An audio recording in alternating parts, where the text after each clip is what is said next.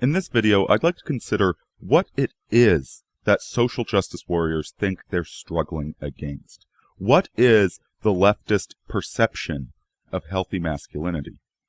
And I'm making this video because I decided to watch a recent Movie Bob review of Hacksaw Ridge, Mel Gibson's latest piece. Now, Mel Gibson has a history of really understanding the masculine heroic. From the original Road Warrior films to Apocalypto, even that movie Signs, which didn't really turn out so well, you still see this stoic, courageous man trying to defend his family even as his heart suffers. I think Mel Gibson is really one of the most heroic figures in Hollywood right now. And from everything I hear, Hacksaw Ridge is a wonderful film. What interested me was specifically why Movie Bob didn't like it.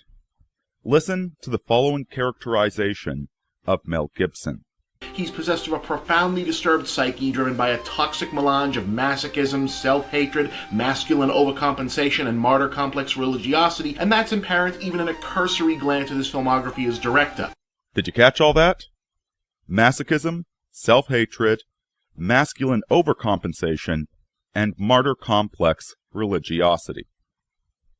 This is what these social justice warriors perceive healthy masculinity as being. Okay, they actually think that we are mentally ill for behaving in this way. And so what do they mean by all of these terms? The first, masochism. The masochism that Bob refers to is what we'd call as self-sacrifice.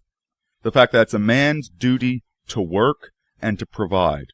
It's our duty to get our knuckles bloodied and our hands dirty fixing the car or defending the family. That masochism, that recognition that yes, we must suffer to do what we must do, they can only view through the paradigm of sexuality, as if we enjoy the suffering for its own sake, as opposed to recognizing it as a duty. Next is what he calls self-hatred. Now, the self-hatred he's talking about, this is self-denial. This is recognizing that there are elements within yourself that are unacceptable, that there are passions and lusts, that there's bitterness, that there's a vengeful nature within your own heart, and that these are not acceptable. You cannot act on these things. You must deny the self. This they view as self-hatred, having this self-denial, this self-control. Now, the masculine overcompensation that he talks about, this is the heroic aspect. This is the element in the healthy male psyche that seeks to be the hero despite the fact that we all fall short, despite the fact that we're all scared, that we're all inadequate, we still strive to achieve that heroic ideal. He considers this overcompensation, some sort of narcissistic attempt to be cool, as opposed to a very humble attempt to pursue the heroic. And the final one, the martyr complex religiosity. Now, this is a generalized attack on Christianity, of course, but it's also, it's an attack on the whole core premise of Christianity, which is Jesus Christ dying in shame on the cross for us. This is Mad Max as the hero that fights for these villagers who wind up tricking him to distract the bad guys. And so he never truly gets the appreciation he deserves for everything he's done. And yet he did it because it was the right thing to do. That humbleness, that charity in the masculine heart, that we don't always need recognition for the things that we do. We don't do these things for recognition. We do them for the sake of the good.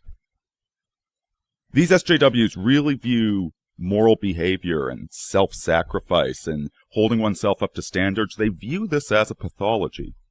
And it's very interesting in Movie Bob's case because at other times, he's done these videos where he's dressed up as some sort of Japanese mecha warrior fighting some sort of big bad thing with laser bolts and other nonsense of that nature.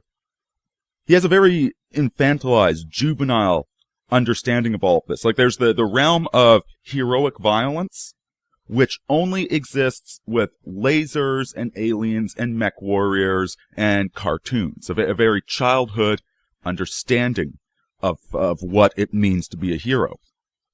Whereas in the physical world, the actual real-world violence of police officers is nothing but that of the jackboot. Same thing with the soldier, nothing but a jackboot. Okay, this is why they are so opposed to guns, and they also hate the cops, who are the ones that wind up enforcing the laws when you don't have a gun. They can't imagine violence as noble or necessary or heroic or anything like that. It's a very sad world, a very regressed world, regressed to a very childhood understanding, almost, and proto-sexual in a way. They're constantly rubbing themselves like a 8-year-old on a playground that just knows that part of his body feels tingly when he touches it. And the same thing with violence and heroism. Heroism is just something to pretend to be. It's just an outfit to put on. And so when he sees people that are actually living those lives, living difficult, courageous lives, whether it be the soldier or the priest, that are giving so much to society and sacrificing so much for it, they can only posit that it's some form of mental illness, because they would never do anything like that. And just to finish off, I'm going to leave you with Movie Bob's thoughts on Passion of the Christ. Please like, comment, and subscribe, and consider tossing me a buck on Patreon. Deus Volt, folks. Other times you get the hate-spewing dumpster fire of the Passion of the Christ, uniquely repellent yet also fascinating.